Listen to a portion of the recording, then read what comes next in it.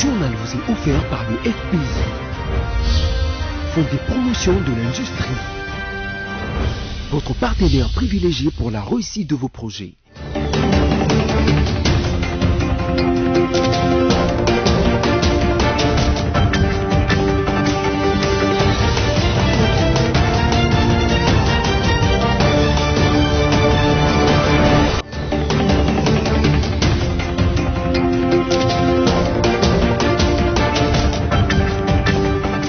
Lundi 4 janvier 2021, mesdames, messieurs, bienvenue à ce nouveau numéro du journal. Voici le sommaire.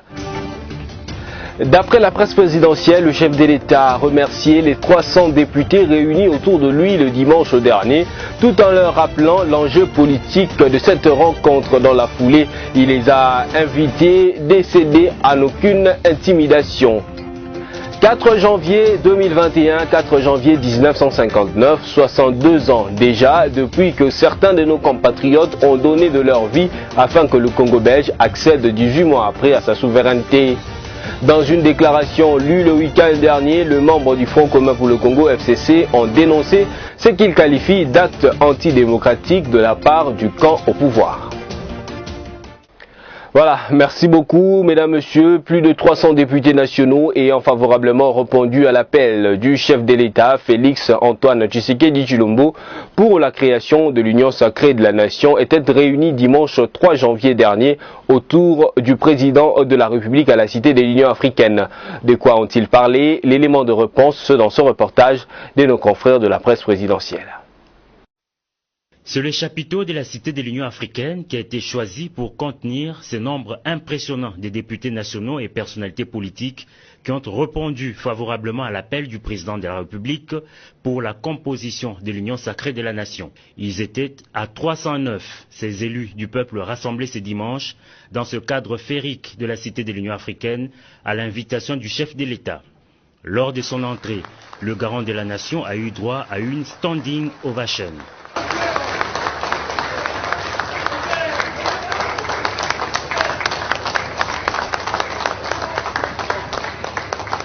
Initiateur de la rencontre, le président de la République a, dans son mot des circonstances, circonscrit le cadre de cet événement. Félix Antoine Tshisekedi Tshilombo a commencé par présenter ses vœux de nouvel an à l'assistance. Il a par la suite expliqué la vision qu'il porte de l'Union sacrée de la nation. Nous sommes à un tournant décisif de l'histoire de notre pays et cette histoire commence maintenant à s'écrire sur une autre page. Ma vision, elle est basée autour de l'homme congolais. Quand je dis l'homme, je n'exclus pas du tout les femmes, c'est l'homme avec grand H. On a beau crier aux envahisseurs, aux colonisateurs, aux impérialistes, à tout ce qu'on veut, mais nous devons reconnaître que ceux qui leur ouvrent la porte à cette prédation, à notre affaiblissement, c'est nous-mêmes. Le Congolais a perdu l'amour du Congolais et du Congo, sa patrie. Aujourd'hui, il y a quelqu'un à la tête de votre pays qui est prêt à vous écouter, qui croit en vous, qui croit en vos aptitudes. Quant aux députés nationaux FCC qui ont accepté d'adhérer à la nouvelle gouvernance du pays, le garant de la nation les a rassurés. Vous n'avez pas trahi, a-t-il dit. Là, je m'adresse principalement à nos frères et sœurs, honorables députés venus du FCC. Je voulais vous dire, surtout à vous, ne vous sentez pas du tout gênés. Et puis, le bureau provisoire de l'Assemblée nationale a convoqué une session parlementaire extraordinaire du 5 janvier au 3 février 2021. Cette session extraordinaire traitera 4 matières essentielles inscrites à l'ordre du jour, confirme le rapporteur du bureau provisoire de l'Assemblée nationale, Gaël Boussa, au micro de nos confrères de Top Congo FM. On l'écoute. Je vous confirme que l'Assemblée nationale vient de convoquer la session extraordinaire qui commencera ce mardi, 5 janvier, jusqu'au 3 février 2021. Les points retenus à l'ordre du jour, nous avons notamment la poursuite de l'examen des pétitions à charge d'un membre du bureau d'audition contre l'honorable questeur adjoint. Une autre matière, c'est l'installation du bureau définitif de l'Assemblée nationale, aussi le projet de la loi de ratification ainsi que le contrôle parlementaire. Si nous ne pouvons pas, dans le délai nous donné par la Cour constitutionnelle organisée, ou bien mettre en application toutes ces matières au niveau de l'Assemblée nationale, nous pouvons certainement faire une demande de prorogation où certaines matières pourront être déversées à la prochaine session. Un calendrier a été retenu, oui, mais la publication suivra, comme je vous le dis aussi. Nous vous tiendrons informés de toutes les démarches pour permettre à l'opinion d'être informée à temps. Vous l'avez suivi au sommaire, 4 janvier 1959, 4 janvier 2021, cela fait 62 ans déjà depuis que certains de nos compatriotes ont donné de leur vie afin que le Congo belge accède 18 mois après à sa souveraineté. Merveille Bavabibay revient ici sur le contexte historique de cet événement. À 1958, alors qu'un vent nouveau de liberté soufflait sur les continents africains, il s'était tenu à Accra, capitale ghanéenne, un forum sur l'indépendance et l'unité du continent. Interdit de tout déplacement en dehors du pays, Joseph Kasavubu, président de l'Alliance des Bakongo à Bako, se faisait représenter à ses assises par Gaston Diomi. Ces derniers avaient donc choisi la date du 4 janvier 1959 pour rendre compte aux militants de leur formation politique des résolutions du dit forum. Initialement prévu à la place Imka dans la commune de Kalamou, l'administration belge laisse planer un flou sur l'autorisation de ce meeting. Une situation qui nourrit une nervosité ponctuée d'incertitude dans les chefs de militants de l'Abako qui à leur tour vont lyncher l'administrateur belge venu leur annoncer le report du dit rassemblement. Le club noir de Léopoldville perd par 3 buts contre 1. Le supporter débordé des rages au sortir du stade croise alors les mécontents de l'Abako, provoquant ainsi une révolte populaire et sociale spontanée qui, 18 mois après, deviendra le déclic de l'indépendance du Congo belge. Ces émeutes dureront 3 jours, 49 personnes seront tuées selon l'administration coloniale et 300 autres arrêtés, parmi lesquels les cadres de l'Alliance des Bakongo. 62 ans après, le pays commémore encore ses héros dans un contexte politique marqué par une instabilité de certains acteurs de premier rang et certaines institutions. Toujours dans le même cadre, la République démocratique du Congo célèbre ce 4 janvier la fête des martyrs de l'indépendance. Cependant, que pense le Congolais de cette date historique qui a poussé le Congo à l'indépendance en 1960? Tentative de réponse dans ce propos recueilli par Merci Somaïngila. C'est cette date-là qui avait marqué un tournant décisif pour l'avenir de notre pays. Et le peuple, ce jour-là, avait décidé de prendre sa destinée à main. Rappelez-vous que c'était des militants de l'Abako et des supporters de Vita qui avaient en tout cas haussé les tons, qui avaient provoqué ces manifestations pour que finalement nous ayons cette indépendance en 1960. Tout avait commencé plutôt le 4 janvier 1959. Donc c'est une date qui a déclenché le début de l'autonomie du peuple congolais. Il faut que l'État puisse extrapoler l'importance de la date d'aujourd'hui. Parce que ce qui a marqué ces événements était en quelque sorte une conscience collective, une prise de conscience collective. Les Congolais de l'époque ont compris qu'ils devaient se réapproprier ou s'approprier leur propre histoire afin de bâtir leur propre destin. Donc c'est dans cette optique de choses que nous pensons que l'État, à travers l'éducation nationale, nous devons faire un effort de manière à ce qu'on puisse inculquer à nos enfants cette conscience collective qui doit être traduite par une discipline et l'implication de chaque citoyen congolais pour l'édification de cet État que nous voulons tous prospère, démocratique et en état de droit. Tout à fait autre chose dans son rapport du dimanche 3 janvier 2021 sur la situation épidémiologique de la Covid-19, les secrétariats techniques du comité multisectoriel de la riposte indiquent que 51 nouvelles personnes ont été contaminées, dont 31 au Congo central, 18 à Kinshasa, 1 au Nord Kivu et un autre à la Tchopo, Alice Kamango. Le comité multisectoriel de lutte contre le coronavirus a annoncé avoir enregistré pour la journée du dimanche 3 janvier 2021 51 nouveaux malades sur l'ensemble du pays. Il s'agit de 31 au Congo central, 18 à Kinshasa, 1 au Nord Kivu et 1 à la Tchopo. Dans le rang de décès, 3 nouveaux cas ont été enregistrés, tous à Kinshasa. Concernant le guérison, la cellule de riposte rapporte que 7 nouvelles personnes, toutes à Kinshasa, sont déclarés guéris dans le centre de traitement de la Covid-19 et de patients suivis à domicile. Depuis les débuts de l'épidémie déclarée le 10 mars 2020, le cumul de cas est de 18 153, dont 18 152 cas confirmés et improbables. Au total, il y a eu 599 décès et 14 723 personnes guéries, mais aussi 22 provinces touchées.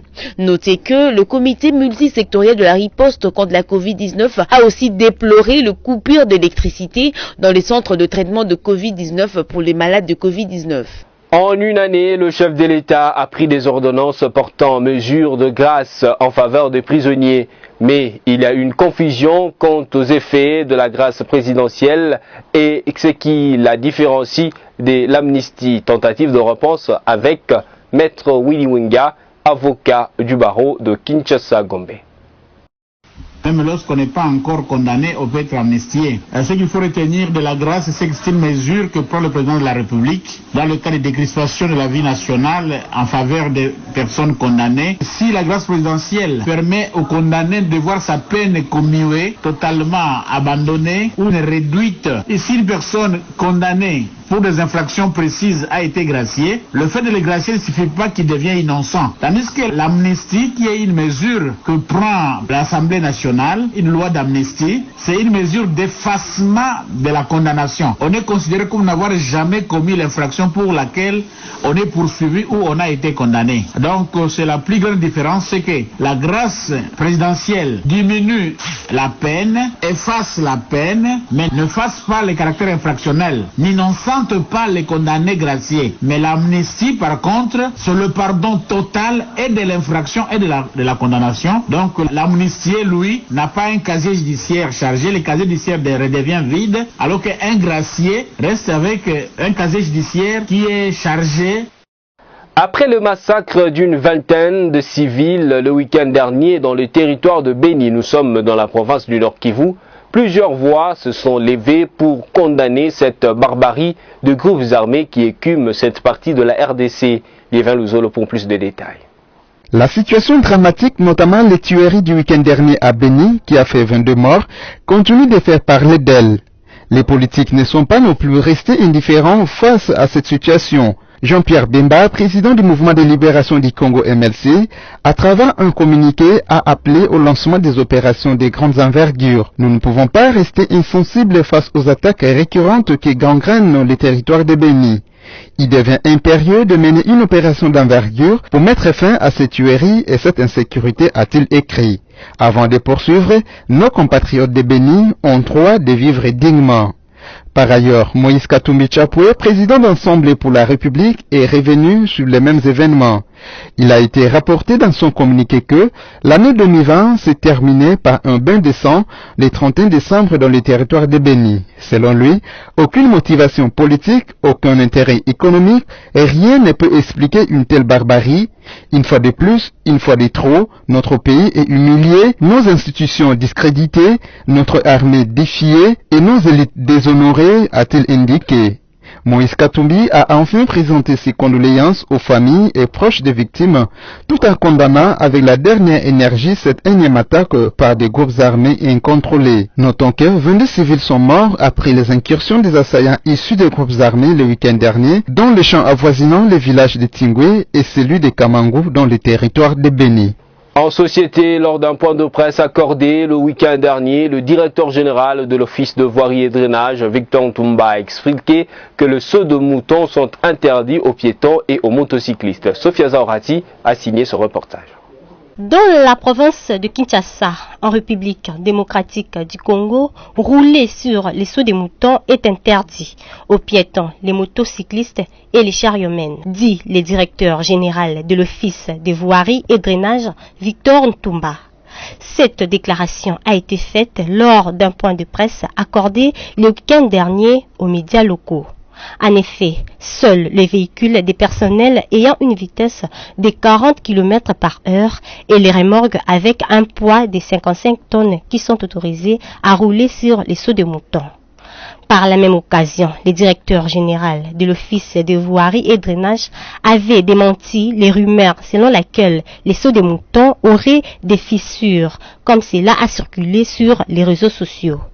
Rappelons que ces ouvrages ont été inaugurés le 31 décembre dernier par le président de la République, Félix Antoine Tshisekedi, pour réduire les embouteillages monstrueux et faciliter la circulation des véhicules dans la capitale du Kinshasa.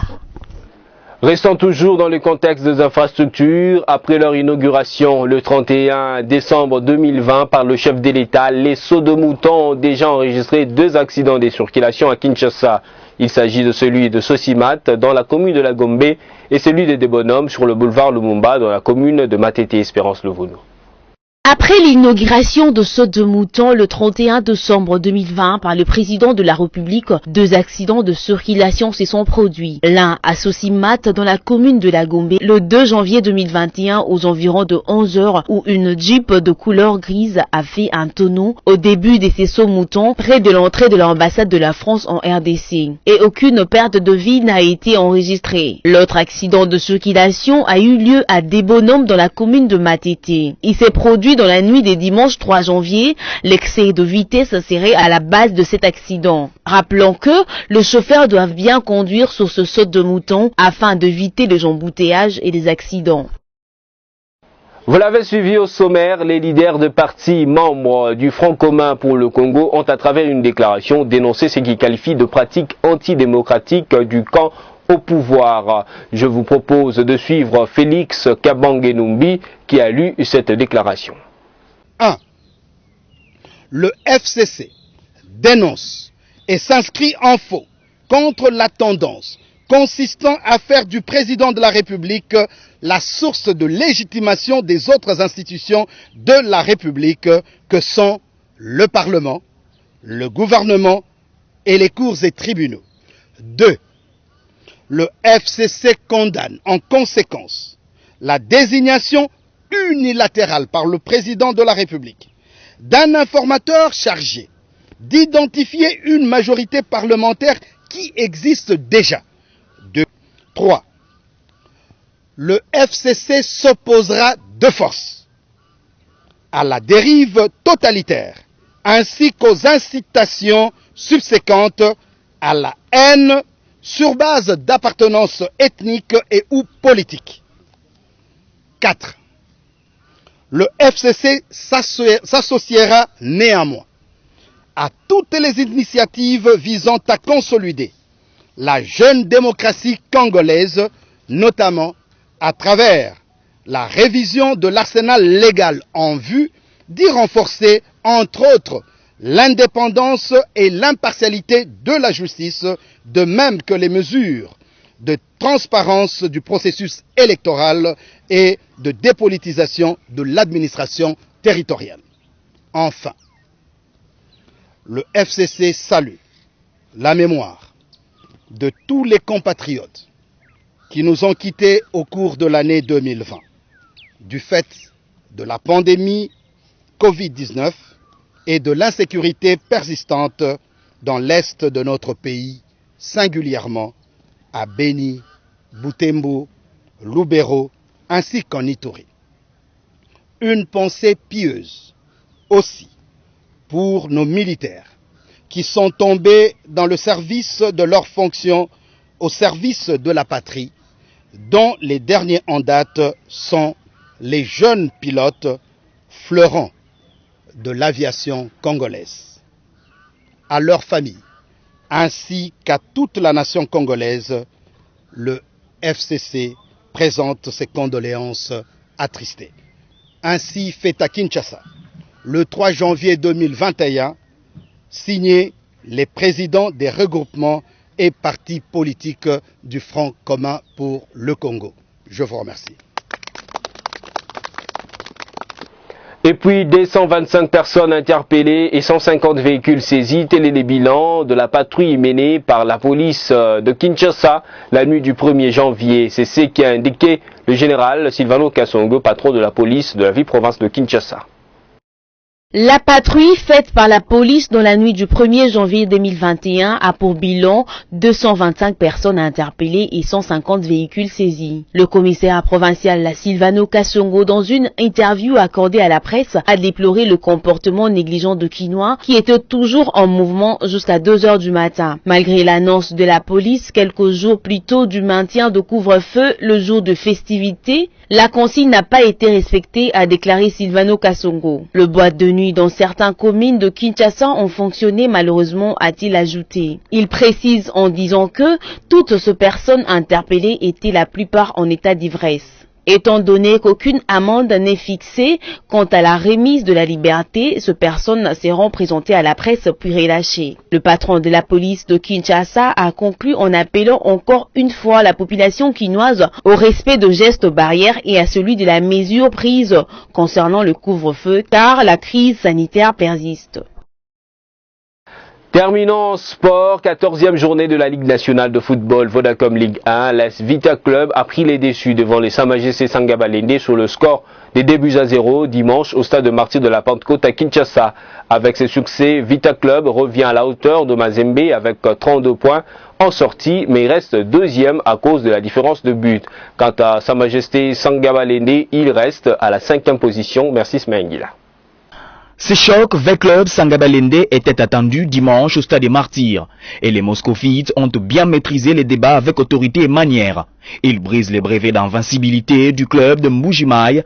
Les souhaits de briser les brevets d'invincibilité des Sang-Or étaient remarquables chez les Moscovites qui se sont lancés vers l'avant dès les coups d'envoi à la quête d'une voie vers le but, mais c'est sans compter sur le mur de Sangabalende, très incontournable. À l'opposé, les Sang-Or du Mbujimaï déjouent au système des Dauphins Noirs et multiplient les occasions, mais manquent de réalisme et de lucidité. L'excellent travail mené au milieu du terrain par Jérémy Bassilois n'est pas ponctué avec justesse par Luciela Mandé, qui rate son vis-à-vis face à Omosola à la 35e minute de jeu. Dans sa bonne phase de jeu, les Saint-Anges passent à nouveau à côté à l'ouverture du score sur un ballon de Samuel Foura qui voit son ballon mourir sur le montant. Simon Omosola était battu, la défense de V-Club a eu la peur au ventre. Les deux situations auraient donné l'avantage au poulain d'un Foutila. Après les citrons, la deuxième partie s'est déroulée à sens unique, largement à la portée des V-Club, qui a étouffé son adversaire. C'est à la 72e minute que Jérémy Mboui ouvre la voie en battant le portier du Sa-Majesté Sangabalende. Essoufflé, battu au milieu du terrain, Sangabalende s'est fait clouer à 10 minutes du terme. Les corners bien travaillés par Rikitu Lengue et repris religieusement au second poteau par Ousmane Ouattara pour le 2-0. C'est sans compter les 2 balles qui mouraient sur la barre transversale et le montant. Vita consolide sa 2e place au classement avec 32 points, un succès qui permet à V-Club de revenir à hauteur des Mazembe en tête du classement, avec 32 points. Voilà, à présent la revue de presse.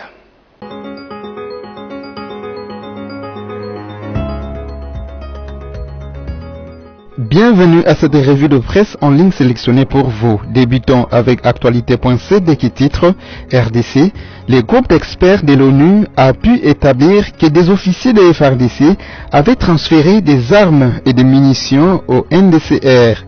Le groupe d'experts de l'ONU sur la RDC affirme qu'il a pu établir que des officiers de FARDC avaient transféré des armes et des munitions au Nduma Défense du Congo rénové NDCR. Ce n'est pas la première fois que ces accusations sont formulées. Les experts onusiens l'avaient déjà dit en 2019. Ces actes sont graves étant donné que le transfert d'armes et de munitions des FARDC à un groupe armé constitue une violation de l'embargo sur les armes. Bien plus, le groupe d'experts dans son rapport de décembre note que Mapenzi, officier chargé de l'administration et de la logistique des factions Bouira, ainsi que d'autres dirigeants du NDCR ont continué de se déplacer entre la zone d'opération de NDCR et Goma pour se ravitailler en armes et en munitions avant et après scission du NDCR. Le groupe d'experts donne même des dates et d'autres détails. Le 18 février et le 25 juin 2020, Mapenzi avait quitté Goma avec plusieurs boîtes de munitions pour fusils d'assaut de type AK, mitrailleuses PKM et roquettes 22. Poursuivons cette revue de presse avec Élection.net qui écrit RDC, lancement de l'école de guerre ce mardi à Kinshasa. La cérémonie du lancement de l'école de guerre est prévue pour ce mardi 5 janvier 2020 à Kinshasa, au Centre supérieur militaire CSM dans la commune d'Engaliema. Cette école de guerre a pour but de former des futurs cadres de FRDC. La RDC compte également sur les soutiens militaires des puissances mondiales pour renforcer son armée. Rappelons que c'est au cours de son discours devant les congrès que le chef de l'État Félix Antoine Tshisekedi Tshilombo avait annoncé le lancement de cette école de guerre. Il a également annoncé le début des travaux de construction de l'Académie des polices et du ministère de la Défense sous financement de l'Union européenne au début de cette année 2021. Bouclons cette revue de presse avec 7 sur 7.cd qui titre Kasaï, les gouverneurs intérimaires annoncent la dissolution du gouvernement provincial. Dans un communiqué rendu public le 2 janvier 2021 à Chikapa, dont une copie est parvenue à 7 sur 7.cd, les vice-gouverneurs et gouverneurs intérimaires du Kasaï, Gaston Kolé Chimwanga, annoncent la dissolution du gouvernement provincial. Après la promulgation de l'édit budgétaire pour l'exercice 2021, les 10 ministres du gouvernement provincial et les 3 membres du secrétariat exécutif sont réputés démissionnaires et n'expédient pour le moment que les affaires courantes, a écrit Gaston Kolé. Signalons que dans l'arrêté provincial portant modalité d'application du budget exercice 2021, les gouverneurs du Kasaï comptent faire passer la taille de son gouvernement de 10 à 5 ministres et un secrétaire exécutif provincial. Fin de cette revue de presse, merci à vous qui nous avez suivis.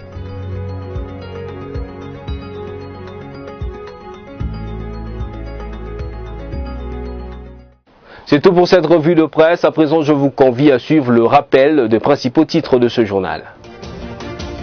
D'après la presse présidentielle, le chef de l'État a remercié les 300 députés réunis autour de lui le dimanche dernier, tout en leur rappelant l'enjeu politique de cette rencontre. Dans la foulée, il les a invités à céder à aucune intimidation. 4 janvier 2021, 4 janvier 1959, 62 ans déjà depuis que certains de nos compatriotes ont donné de leur vie afin que le Congo belge accède 18 mois après à sa souveraineté. Dans une déclaration lue le week-end dernier, le membre du Front commun pour le Congo FCC ont dénoncé ce qu'ils qualifient d'actes antidémocratiques de la part du camp au pouvoir. Voilà tout pour aujourd'hui. Merci de vous être informés sur BSC TV. Restez-nous toujours fidèles. Je vous retrouve la fois prochaine, toujours avec le même plaisir. Merci et au revoir.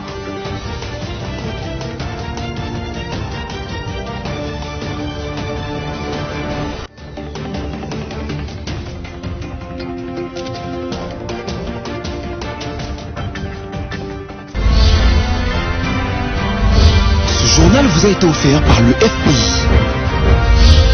Fonds des promotions de l'industrie. Votre partenaire privilégié pour la réussite de vos projets.